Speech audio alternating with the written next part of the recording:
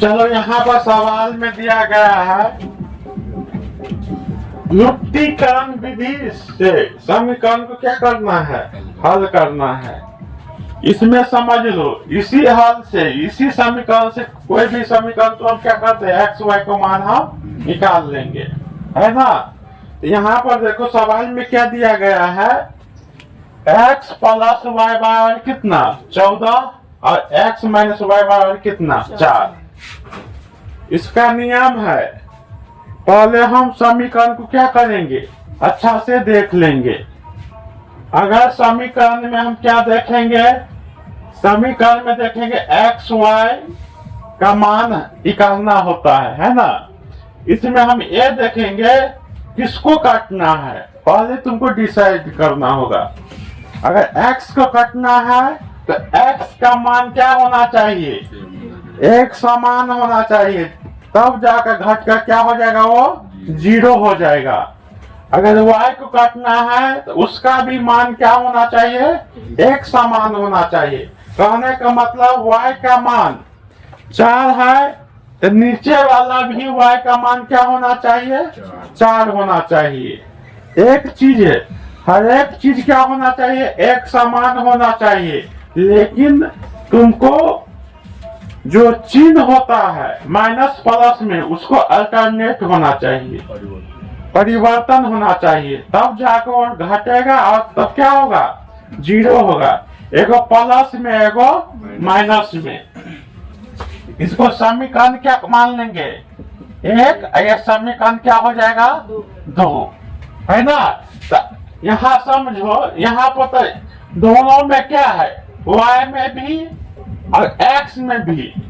यहाँ पर कुछ नहीं है तो क्या है, एक है, यहाँ पर कुछ नहीं है तो क्या है, एक है। यहाँ पर भी कुछ नहीं है तो क्या है, यहाँ पर कुछ नहीं है तो क्या है, एक है। तो यहाँ पर तुमको जिसको काटना है उसको काटो, इससे कोई मतलब नहीं है। तो तुम लोग किसको काटोगे, इसमें किसको काटना है, x को। तो x को काटेंगे तो हमको क्या होना चाहिए, चिन्ह में परिवर्तन करना होगा। चिन्ह में परिवर्तन क्या है, करते हैं, करने के लिए ये होता है कि एक x प्लस में होना चाहिए, एगो माइनस में, तब जाकर वो घट का क्या होगा, 0 होगा। 0 होने के कारण उसको हम काट देते हैं ना। यहाँ पर क्या होगा, चलो तुम लोग को काटना है किसको, x को। अगर हम y को काटते तो कोई चीज नहीं करते, क्योंकि एगो प्लस में एगो माइनस में है, यहाँ पर दोनों का समान अंक है ना। तो यहाँ पर कुछ नहीं करना पड़ता। लेकिन x को काटेंगे तो हमको एक चीज करना पड़ेगा, अंक तो दोनों का क्या है, एक समान है, तो चिन्ह को परिवर्तन करना पड़ेगा। तो अपना मन से क्या करेंगे, यहाँ पर कुछ प्लस है ना, तो क्या हो जाएगा, प्लस है तो माइनस, यहाँ माइनस है तो प्लस, यहाँ प्लस है तो माइनस, हो गया। अब x घट कर 0 हो जाता है ना, इसलिए इसको हम क्या करते हैं, काट देते हैं। अब प्लस y, अब ये माइनस नहीं रहा, अब क्या हो गया प्लस, तो प्लस y, अब प्लस y तो कितना होगा, 2y, है ना।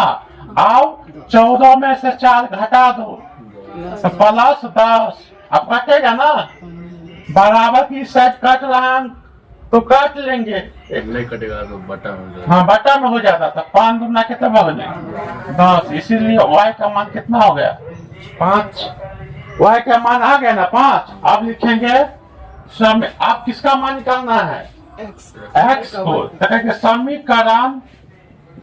समीकरण कितना मान रखोगे, 1 में किसका मान रखेंगे, y का मान 5 रखने पर। तो समीकरण 1 यही है ना, तो x प्लस क्या, y बराबर कितना 14, है कि नहीं। तो यहाँ y का मान है ना, किसका मान दिया गया है, तो x प्लस y का जगह क्या हो जाएगा, 5 बराबर कितना 14। 5 को इधर ले जाएंगे तो क्या होगा, माइनस लग जाएगा ना। तो क्या हुआ, x बराबर 14 माइनस 5, इसीलिए x का मान कितना होगा, ना x का मान कितना आ गया, अब y का मान कितना आ गया 5। तुम सही है या गलत माना है ये भी तुम जांच सकते हो। देखो भैया 9 रखबे या 5 रखबे तो 9 5 कितना हो जाएगा 14। सही है ना। यहाँ पर रखो घटा दो 9 में से 5 गया तो 4। इसका मतलब सही आंसर आया है। चलो लिखो आराम से। तो ये जांच करेगा शॉर्टकट विधि से ना जोड़वे तो हाँ। यहाँ पर देखो हर चीज में 2 नियम होता है। जिससे निर्माण करेंगे, जहां से निर्माण होता है वहां से भी विनाश हो सकता है, और जहां से विनाश होगा वहां से भी क्या करेंगे निर्माण कर सकते हैं। तब जाकर वो सही है ना। यहाँ पर हम क्या किए x y का मान निकाले। अब हमको विश्वास नहीं है कि ये सही है या गलत, तो हम समीकरण पर रखेंगे। जहाँ x का मान है वहां 9 रखे, जहाँ y का मान है वहां 5। ये प्लस में है तो जोड़ के कितना गया 14। तो इधर भी 14 आना चाहिए। तो 9 और 5 को जोड़ते थे कितना गया 14। यहाँ पर 4 है ना। ये तो अभी परिवर्तन करने के बाद माइनस है ना। पहले तो 4 था ना। तो यहाँ पर x का मान कहते 9 और y का मान बजते 5। तो माइनस में ना, और 9 में से 5 लेता 4 आ रहा है ना। हम समझ जाएंगे कि मेरा समीकरण क्या है सही है।